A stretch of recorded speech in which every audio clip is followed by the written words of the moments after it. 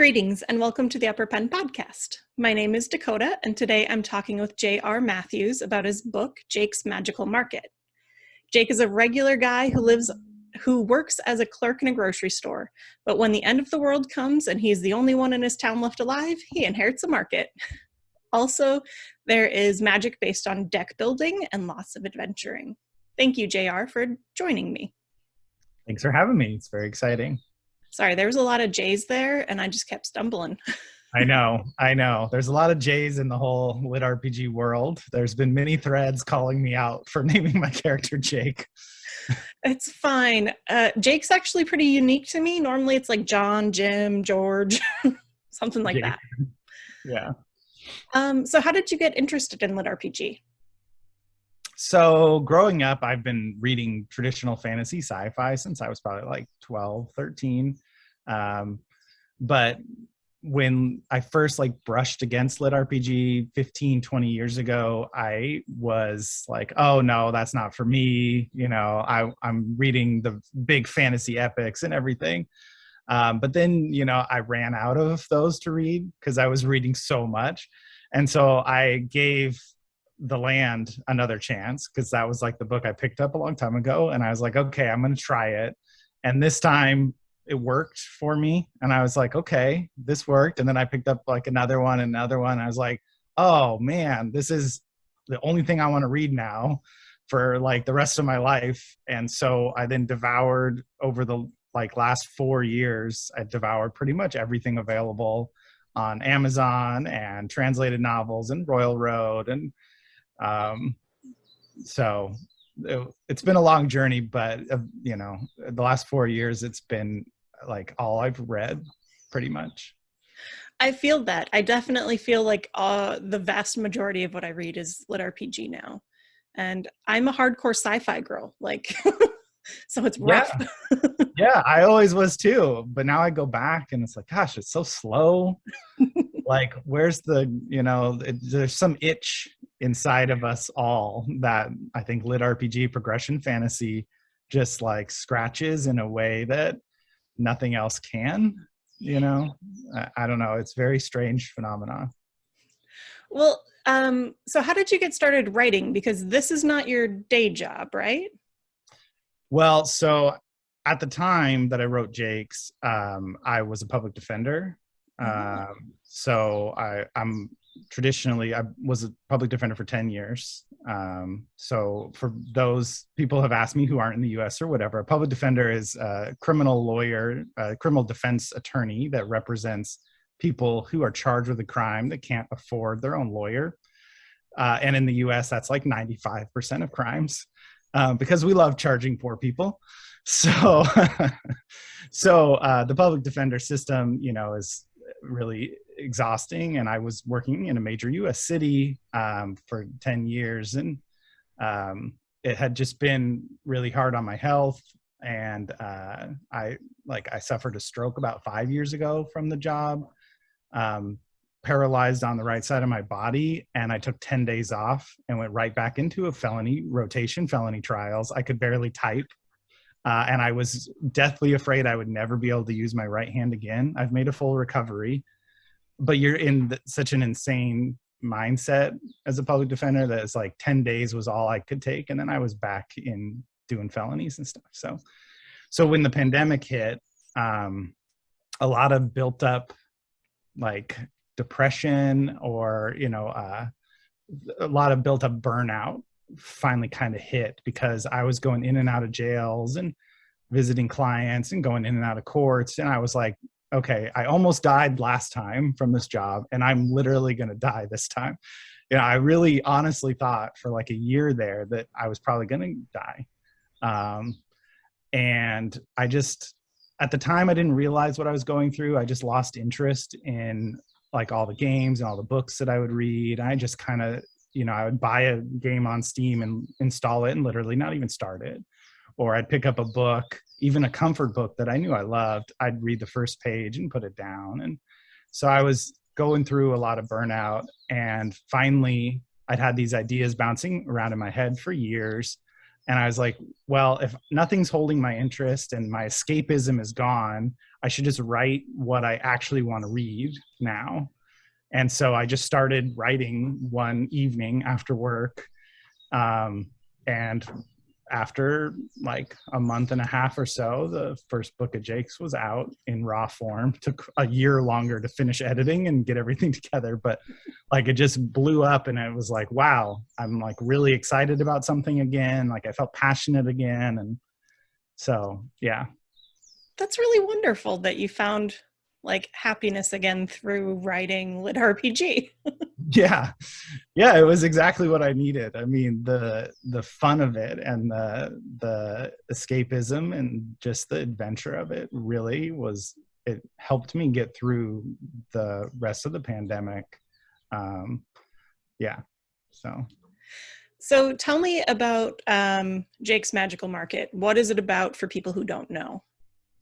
So Jake's Magical Market is about a slacker who's kind of stuck in life, and the apocalypse occurs, but it's not your normal apocalypse. It's the magical, kind of apocalypse where everything gets split up and shuffled around and the world gets remade and the majority of people die, and a new magical system gets imposed on everyone, which is a card-based system where you collect cards from other people and monsters and dungeons, and you can make a deck that gives you sort of active abilities and passive abilities. So it's not like a lot of people thought when they first read card-based book, they thought it'd be like Yu-Gi-Oh, where you're just summoning lots of monsters and it'd be very boring.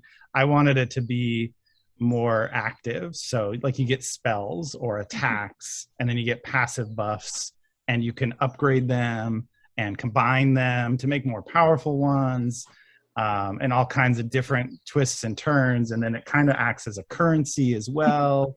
And so when he opens his shop, so basically as he's trying to survive, he is in the market that he lives in, that he works in, because that's where the food is and it's more secure than anywhere else. So he's hiding out in there, and suddenly a group of elves knock on the door and are like, "Are you open? We want to buy some of this human stuff."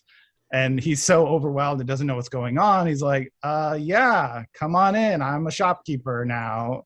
And it just kind of snowballs from there, where he suddenly is like, okay, I guess I'm going to run this shop. And while I do dungeons and meet aliens and, things like that. So one of the most unique parts of this book is the deck building feature. And it's so strange because I hadn't read any lit RPG with decks in it at all. How did you get that feature?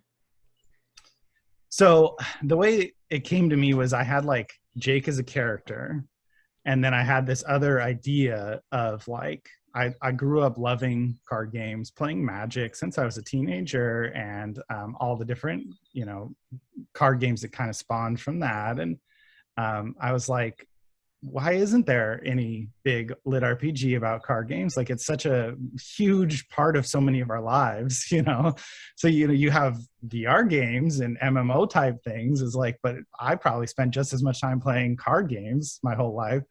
So that separate idea kind of just struck me one evening, and I was like, oh, I could do this or this, and you got to upgrade them, and you could do, I started just spinning in my head with it. And then I had this idea of the character. I was like, I'm just going to mash them together and see what happens, basically. It works really well because then like we get to see a lot of how the world is working. Like you mentioned, it is the economy, right? Yeah. It takes over as you get to the second part. You learn more of the scope expands, and you learn more of how it's essentially kind of dominated the economy and become a way of life, and kind of taken advantage of by the powerful, who can either take your most powerful cards or give you really like bad ones, and then you're at a disadvantage forever because you just can't get them. And it was fun to like kind of think up the economic system around it at the same time of the power system and the upgrade system, and the way it would I tried to find a way that it would realistically take over a society when you had access to this kind of stuff? Because why would you trade, why would you trade money when you can use shards of cards and, things like that? So. No, that makes so much sense to me. And then I was like, oh yeah, well then it leads into the, so this is the spoilery point of the video. If you haven't read it, shut it off and go read it. Yeah. So at one point he rescues a bunch of humans who are being oppressed. And so this book deals with a lot of really dark things that come out of economy and shifting worlds. So how did you deal with those? So I think one of the hardest things some of the fans have come to terms with is the shift between the sort of lighthearted start where he's just in his market, living his best market life. And then things do get darker and he becomes less, or not like less of a hero necessarily, but he becomes more complicated. Things get darker. He starts having the repercussions of dealing with so much trauma, and he makes some bad decisions. And, it expands in scope in a lot of ways. And it starts kind of with, finding the humans and how they're being exploited. And I wanted to tell both stories. Like I wanted it to be kind of heartwarming at the same time, but also there was more to tell than just a simple shopkeeper living in a shop and everything's rosy and perfect, because that's not necessarily how it goes, and that's not how it works. And reality starts to intrude, and when he's kind of on his own and he has his friends coming in, and it can be idyllic, but then part of what I wanted to do is create that wonderful time in his life. So as things become darker, both the readers and he look back on it and wish they could return. And so a lot of the people who have said, oh, I wish he stayed in the market longer. Like I miss the market. I want more market. It's like, yeah, totally. I mean, I do too. Like, and I think it's a testament. I like to think it's a testament to how great that early third half of the book was, because Jake also feels that way. He also wishes he could get back there, and the readers are taken along with him as they wish for that simpler time where he got to just do dungeons and build his shop up and sell things and stuff. And so yeah. It just tackles a lot, and it seems like it does really well kind of with that nostalgia feeling throughout, because Jake's always like, oh, I want to go back. How do I get back? Yeah. And that's one of the things that the cover really, I tried to capture with the cover too, because I love that cover so much. And some people felt it was very childish and don't like it. But other people I think have resonated with it. Is about the nostalgia of that shop. It just, to me, it was like every video game playing, growing up, where you loved to go into the new shop and see what was available. And there was stuff all over the walls. And, like there was something there, like such amazing feeling of those games when you were a kid and stuff. And so that cover, I thought, captured that feeling too really well. So when I had to go through two different artists and then the third artist, so I paid for these artists, worked with them for months, and just did not like it. And then I found this amazing artist and worked with them and got that third cover. And I was like, this is it. I've never seen anything more beautiful. Like, it was so amazing. Like, my first book, I don't know if anyone's even going to read it, but like, I love this cover. I'm going to put it out there. So it is a really wonderful cover. And it reminds me a lot of the Phantom Tollbooth cover. So I was like, yep, I'll buy it. Yeah. I think it helped me. I really honestly expected like 100 people to read the book. I just wanted to put something out I was like proud of, that I could feel good about. But I think the cover helped catch people's eyes, and then it kind of snowballed from there. So it was definitely, it worked. Yeah. So one of the things that you mentioned is the book is split up into two sections. It has the first section where he's on Earth, and then he leaves Earth, essentially. Why not put it in two different books? Why keep it as one long narrative? So originally it was two books. But by the time the first book was ready and edited and set for release, it was, I love longer books, especially in LitRPG. Like, I don't even buy these days. I wish I could, but I don't even buy books under 500 pages anymore. Just because I love to live in the world like as long as possible. And so if I'm just going to read it, like 500 pages is like a day or two of reading, you know? And so if I'm only going to live in that world for a day or two, I just wait for like more books to come out. So when I was looking at book one only, I was like, this just isn't big enough for what I want for my own book. You know, like, I don't know if anyone's going to read it, but I want it to be huge. I want it to be an epic, like massive book. And then the ending point of part one, just, I hate cliffhangers too, you know? And I was like, I didn't want to end it for everyone on a huge cliffhanger. And the thing is it probably, for financial reasons, it actually would have been more intelligent for me to release it in two parts, right? You get everyone addicted at the cliffhanger and they're like, oh my God, I want to have this next book. And then I have it ready to go and I release it like a couple months later and I probably would have made double the sales. But I was like, I don't care that much about that. Like, I don't want to do that to people. And yeah, everyone now has to wait longer for a sequel because I released both books I wrote at the same time, but they got to read them both, you know, and they got to have the whole journey as I imagined it for like that whole phase. And then now there's going to be a whole second journey. So That sounds great. I think I was on team not a super fan of the beginning of the second part because it changed so dramatically. But by the time we meet some of the new characters in it, I was like, I'm with you. I'm very much with you on this. So you mentioned that other people felt very similar, right? They did not like the shift. yeah, there's been, I think the big feedback that I've heard is the shift was really dramatic. Some people wished it was two books. Some people wish you could just kind of stay in the market forever. And I totally get that. I absolutely understand all of that. But at the same time, it's like I gave you a second book for free, essentially. So, like, I'm sorry I didn't charge you more by releasing it 3 months later. But yeah, I mean, I think also part of it is, as a first book, there's some areas where I can improve the pacing and the tone. And I think with my second book, Portal to Nova Roma, I think I've hit that really well. And I think I'll continue to improve that as I go forward. Is just, you know, it's the first book and there's just some, you know, you're just writing it for yourself in a lot of ways. So I'm like, yeah, I want to do this now, you know, or whatever. You're like, and so I think I'm hitting a comfortable medium where I'm still doing the fun adventures and keeping things really interesting and fast paced, but with a more better progression and less dramatic shifts. Well, I thought the shift was really great, but then I expected the book to end. But I'm really glad that you didn't end it there, because then I would have thought like, oh, the next book is going to be very similar to what I've just read.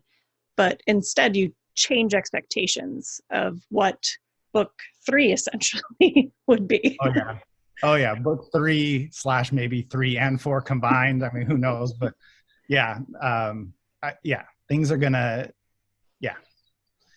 Yeah. I wanted to write a broader second half or second book. I wanted to expand on things in a way and expand on the emotional toll of going through all that, and, you know, and just make it a bit deeper, Yeah. I guess. Yeah. I really liked Tawny as a character to like really hit home on like this other part is other people's homes, you know? Um, so yeah. Yeah. I really wanted to, well, with Tawny, there's a few things with how much I liked her as a character too, but like, I wanted to represent a non-traditional family, you know, like these lit RPG doesn't have a lot of single moms. And I think I grew up, my dad was very active in my life and I was very thankful for that, but they divorced when I was young. And, you know, so my mom had primary custody. And so I think it's a really hard thing for a mom to deal with and to try and find her way in the world. And Tawny kind of reflects that of, not everyone can live the adventurous life that Jake gets to live. That's a kind of privilege that he gets to have, that she has to think about her child and her family. And I wanted to represent that in a way that I thought was really healthy and genuine. I like that she doesn't go with him, that she's like, no, I can't. Yeah, I thought that was an important part, because so many books, not just lit RPG, so many books, it's like you meet the first, like the main character meets the first woman, like walking out the portal, and suddenly they're stuck together for their entire life. It's like, okay, like that's just not how real world and real relationships work. You can love someone and care about them, but sometimes it just doesn't work out. And I wanted to reflect that as well, and that she's got her own life and her own goals, and she would love to be able to run away with him, but that's just not the reality that she lives in. So you mentioned that you're working on Terra Roma, or you finished the other two. Portal to Nova Roma. Portal to Nova Roma. I'm sorry. There's another series.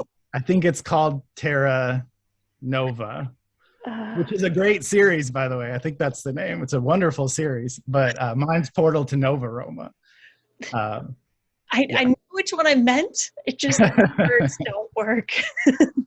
Yeah, so that first book, I released it about a month ago, book one. And then I had already written basically what to me is the whole series, because Jake's took like a year for me to get to publication, because I did all the card art and the cover fiasco and finding an editor for the first time and getting on their schedule and working with them. And so I had a whole year where I wasn't sure if I wanted to do more Jakes or not. And I just had this inspiration for this other series.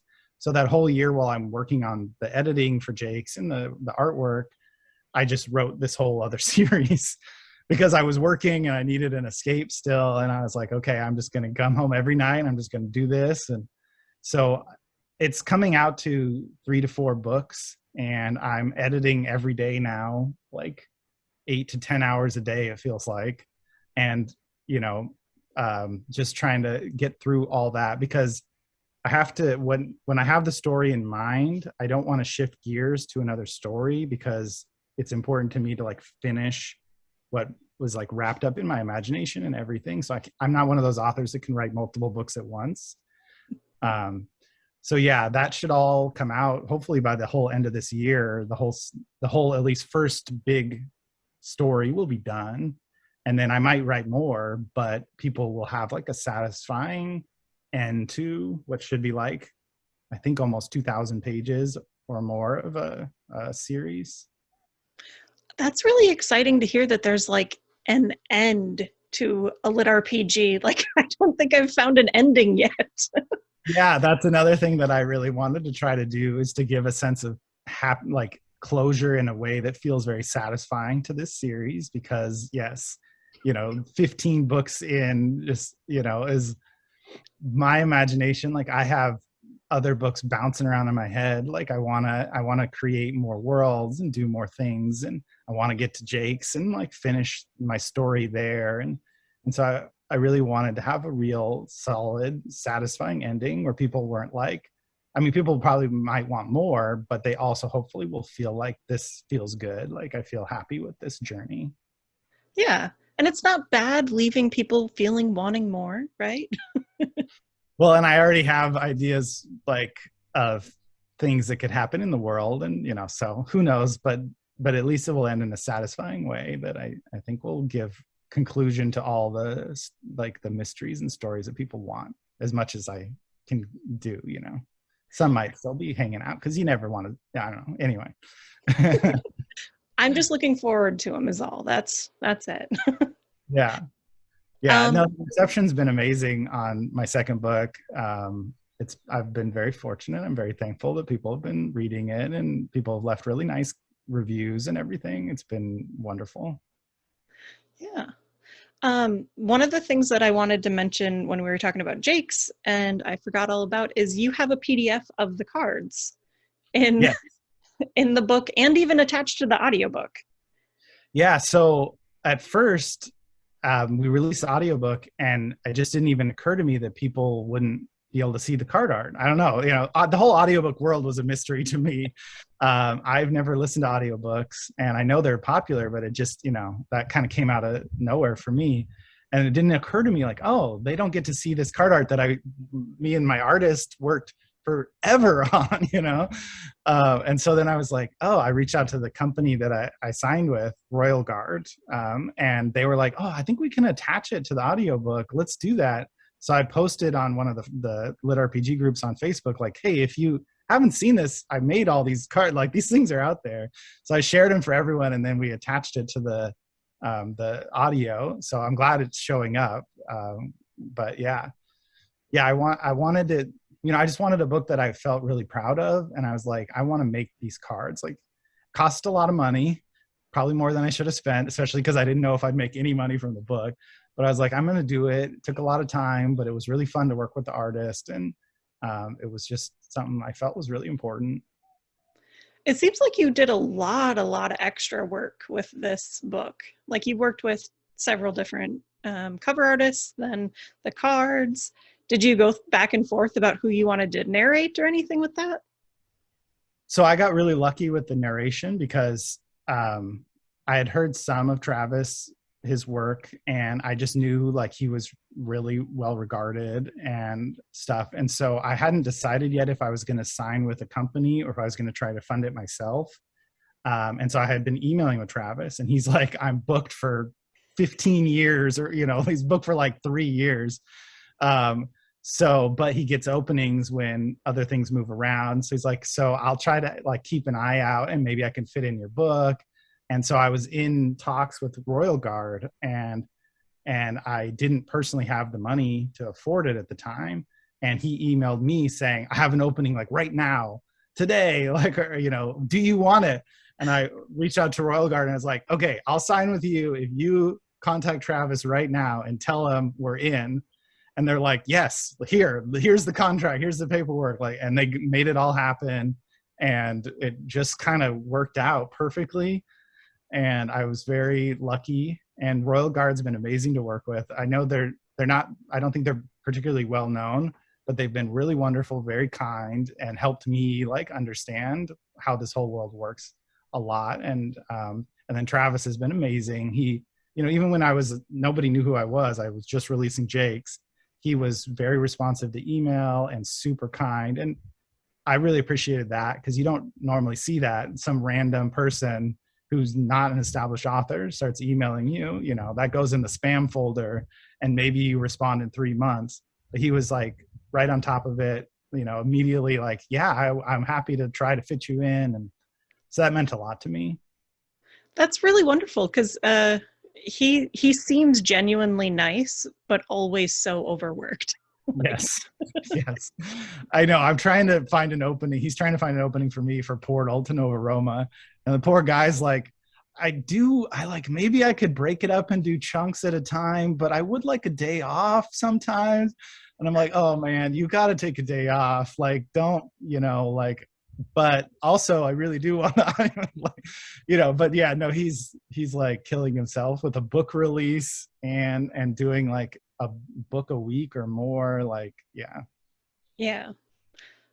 So after the Portal to Nova Roma and Jake's, are you working on anything? Do you have any plans? So I have a sci-fi book bouncing around in my head because there's not enough good lit RPG sci-fi. Mm-hmm. And it's been bouncing around in my head for like a year now. And I'm trying not to think about it too much, because if I start getting too excited about it, I'm going to want to do nothing but write that. And I got to finish the Jake sequel before I start anything new. But I think that might be my next project, because I really want some nice, like, in-depth sci-fi, but with a lit RPG progression fantasy mix. I want something that like brings some real meat to the sci-fi lit RPG genre. So we'll see. I mean, I don't know when that could possibly start, but I hope that that's my next project. Okay. Well, I will keep an eye out. I'm excited for all of your new work. Thank you. Yeah. Well, thank you, JR, for joining me. Yeah, it's wonderful. This is my first interview as an author. Well, congratulations. It's very exciting. Thank you for reaching out to me, and I'm glad to be here. I highly recommend Jake's Magical Market. Sorry, words are not my forte today. The audiobook by Travis Baldree is really great and comes with the PDF of the cards. And it's a unique take on LitRPG just because of the deck building. So, go look at it, check it out. As always, thanks for listening and have a great day. Bye.